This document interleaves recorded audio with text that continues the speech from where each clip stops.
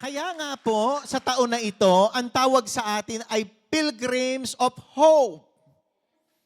Ha? Tayo ay mga manlalakbay ng pag-asa. Ibig sabihin, naglalakbay tayo sa buhay, taglay ang pag-asang kaloob ni Kristo. Kaya sa gawain ng Panginoon, positibo dapat ang isip.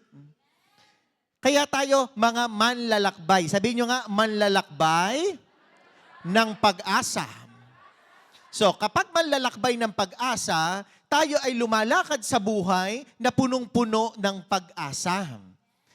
Ang pilgrimage po ay holy journey. Sabihin nyo nga, holy journey. Naglalakbay na may pag-asa. Ang holy doors ay binuksan ng simbahan bilang hudyat ng pagsisimula ng taon ng hubileo. Anong kaugnayan ng Jubilee niya sa Jubilee Door? Nagbukas ng pintuan ng simbahan upang tawagin ang mga mananampalataya na magbalik loob sa Diyos at tanggapin si Kristo sa kanilang buhay. Kapag po kayo ay pumasok sa Jubilee Door o sa Holy Doors tulad ng simbahan, hindi po nawawala ang kasalanan ninyo sa pagpasok doon. Ang pagpasok sa Holy Door ay nagbibigay sa atin ng pagkakataon upang tanggapin ang grasya ng Diyos. Sa paanong paraan? Ang tao, kapag tayo po ay nangumpisal, pinatatawad tayo sa lahat ng ating kasalanan. Yung kinumpisal mo, pinatatawad ng Diyos. Okay? Pagpasok natin sa Holy Door, doon po ang tandaan ninyo. Sa pagpasok diyan, tumatanggap tayo ng tinatawag na plenary indulgence. What is plenary indulgence? In the Catechism of the Catholic Church, dalawa po ang indulhensya ng simbahan. Isang partial at isang full. Okay? Yung full, plenary, from the word plenary. Buo, absolute. Sa simbahan po, ang plenary indulgence na absolute ay ipinagkakaloob lamang tuwing Divine Mercy Sunday. Ulitin ko, ang plenary indulgence ay ibinibigay ng simbahan every Feast of Mercy on the Divine Mercy Sunday, which happens every first Sunday after Easter. Okay? Binibigay yan. Kaya sabi ng Panginoon kay Sister Faustina, sino man na mangungumpisal at tatanggap ng banal na komunyon sa araw ng pista ng awa, tatanggap ng ganap na kapatawaran sa kanyang mga kasalanan at sa mga kaparusahang kaakibat nito. Okay? So, ibig sabihin, nangumpisal ka, pinatawad ka. Question, lusot ka na ba sa impyerno? Yes. Nangumpisal, pinatawad ka? Yes. Lusot ka na sa impyerno. So, lusot ka sa impyerno kapag ikaw ay pinatawad ng pari. Pero, yung punishment ng kasalanang ginawa mo, hindi ka lusot. Kapag nangumpisal ka, lusot ka na sa impyerno. Pero, hindi ka lusot sa consequences ng kasalanang ginawa mo o yung kaparusahan ng kasalanan mo. Kaya kung mapapansin ninyo, si Moses, pinatawad ng Diyos. Pero hindi siya nakatungtong sa lubang pangako. Bakit? Si King David, dahil sa kasalanan niya kay Bathsheba, pinatawad ba siya ng Diyos? Pinatawad. Pero yung consequences ng kasalanan, inaane yon. Ganon din po tayo. Kapag tayo ay nangumpisal, tayo'y pinatatawad ng Diyos. Pero yung consequences ng kasalanan, iyon ay pagbabayaran natin. Kaya nga, ang tawag sa kasalanan ay utang. Yung utang kasi, may babayaran ka pa.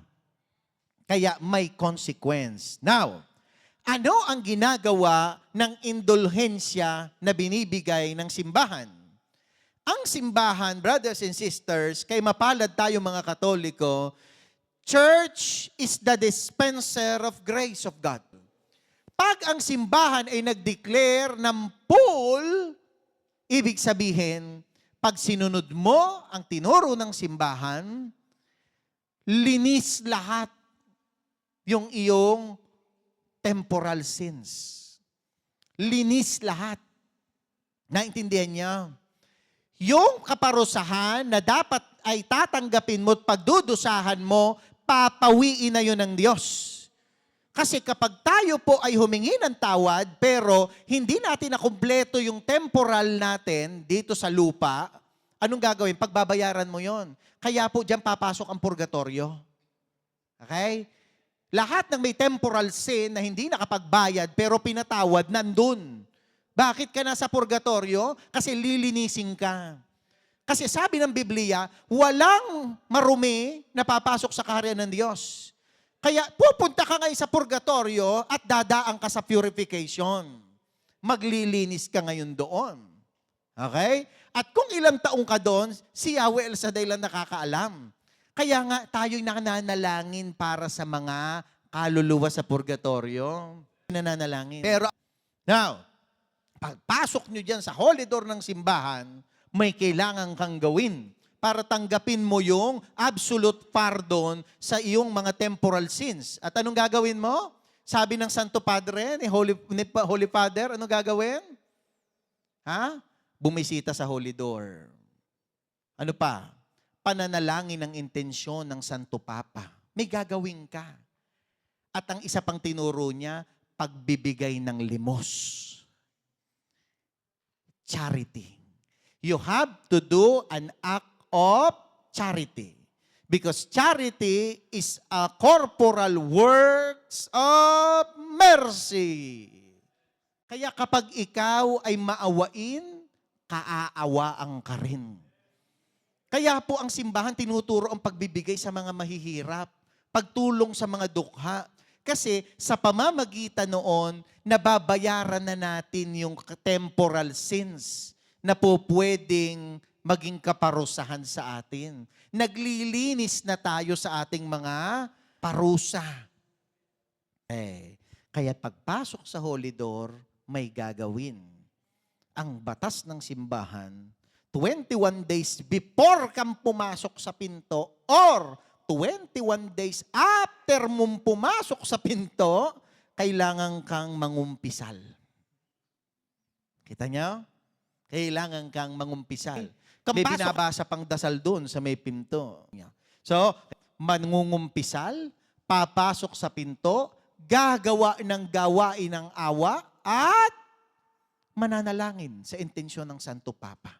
Those are the requirements to obtain plenary indulgence. Ano ulit ang plenary indulgence? Patatawaring lahat ang iyong mga kaparusahan. Tatanggalin, lilinisin kapag nakasunod ka sa gawain ng plenary indulgence. Pero may pinakamabigat sa plenary indulgence. Ito yung pang-apat. Ito yung grand finals. Iiwas ka sa mga gawaing masama. Pero alam nyo ba, walang mahirap kung tutulungan tayo ng Panginoon. Kaya kung hanggang ngayon di ka makaiwas, brother, tao ko, oo nga, sige, tao ka na, naintindihan kita. Pero, pilitin natin. Pilitin natin. Amen? Palakpakan natin ang Panginoon.